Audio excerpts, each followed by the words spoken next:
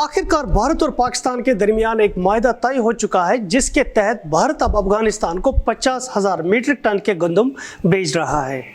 World food programme के मुताबिक अफगानिस्तान में 60% के करीब आबादी फाका कशी पर उतर आई है और इंसानी बुनियादों पर अगर मुल्क को दुनिया से एड नहीं मिलेगी, लाखों लोग फाका कशी की वजह से मर जाएंगे।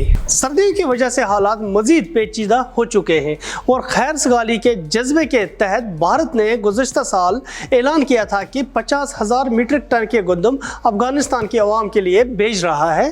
तहम पाकिस्तान को भारत से जाने वाली माल बरदार गाड़ियों को अपने मुल्क से जाने की इजाज़त देनी होगी। मसला कई महीनों तक दोनों ममालिक के दरमियान अटका रहा, क्योंकि पाकिस्तान सिक्योरिटी बुनियादों पर भारत को अपने मुल्क से अफगानिस्तान जाने की इजाज़त नहीं दे रहा था और भारत का कहना था कि हवाई कार्गो के जरिए 50,000 मीट्रिक टन के गंदम बेचना इसके लिए काफ़ी महंगा साबित होगा, लिहाजा पाकिस्तान को ह्यूमैनिटेरियन एड के लिए इजाज़त देनी होगी। पाकिस्तान भारत के सामने अपनी हदूद से गुजरने को लेकर काफ़ी सारी शराइत रख रहा था और भारत ने यह कहकर सारी मुस्तरद कर दी कि अफगानिस्तान में ह्यूमैनिटेरियन असिस्टेंस भेजने के लिए इसे कोई भी शर्त व शराइत पाकिस्तान से कबूल नहीं है। तमाम पिछले हफ्ते भारत ने अफगानिस्तान की एक लॉजिस्टिक कंपनी के साथ माहिदा तय पाया, जिसके तहत ये कंपनी वाघा बॉर्डर पर भारत से गंदम अपने ट्रकों में भरकर पाकिस्तान के तोराखरम के इलाके से गुजरते हुए अफगानिस्तान के जलालाबाद शहर ले जाएगी,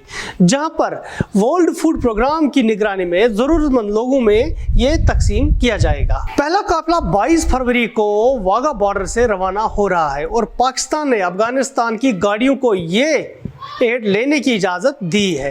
तहम पाकिस्तान ने वाज़ा किया है कि सिक्योरिटी खदशात को मद्देनजर रखते हुए गाड़ियों की चेकिंग की जाएगी। भारत और पाकिस्तान के दरमियान नरेंद्र मोदी की सरकार आने के बाद सफारती और सियासी हालात बहुत पेचीदा है। वहीं दूसरी जानिब अफगानिस्तान में गुज़श्ता साल अगस्त में हुकूमत संभालने के बाद तालिबान को अभी तक किसी भी मुल्क ने तस्लीम नहीं किया, जिसकी वजह से इस मुल्क की माशी हालत काफ़ी पेचीदा हो चुकी है। भारत ने भी अभी तक अफगानिस्तान में तालिबान की सरकार को तस्लीम नहीं किया है और वाज़िया किया है कि इसका ये ह्यूमैनिटेरियन असिस्टेंस वहाँ के आम लोगों के लिए है और वो इसे तालिबान के हवाले नहीं करना चाहते हैं। तालिबान की हुकूमत आने से पहले भारत ने अफगानिस्तान में लगभग $3 बिलियन की इन्वेस्टमेंट करने के साथ साथ अपनी गहरी छाप डाली थी।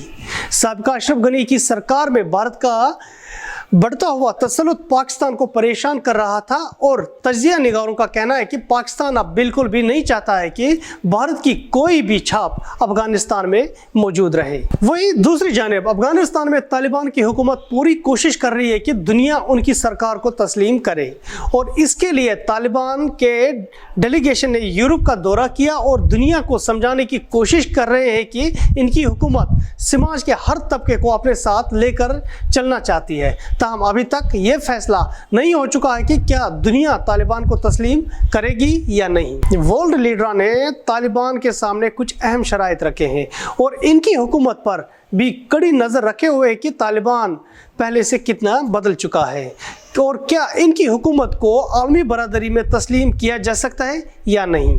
यह थी हमारी आज की कवर स्टोरी। इस तरह के मजीद वीडियोस देखने के लिए आप हमारे यूट्यूब चैनल पर आ सकते हैं, हमारा फेसबुक पेज भी, और आप हमें ट्विटर पर भी फॉलो कर सकते हैं। अगर आप इस तरह की मजीद खबरें पढ़ना चाहते हैं तो आप हमारी वेबसाइट पर आ सकते हैं। हमारा पता है खबरुर्दू.com।